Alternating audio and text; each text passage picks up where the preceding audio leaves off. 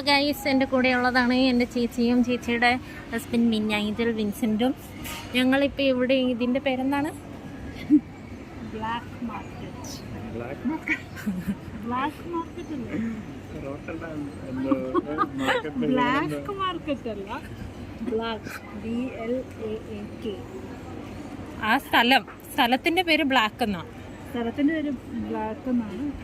ഇത് അതിൻ്റെ ഉള്ളിലുള്ളൊരു market. Okay, അത് മാർക്കറ്റിൻ്റെ മുകളിൽ ഉള്ള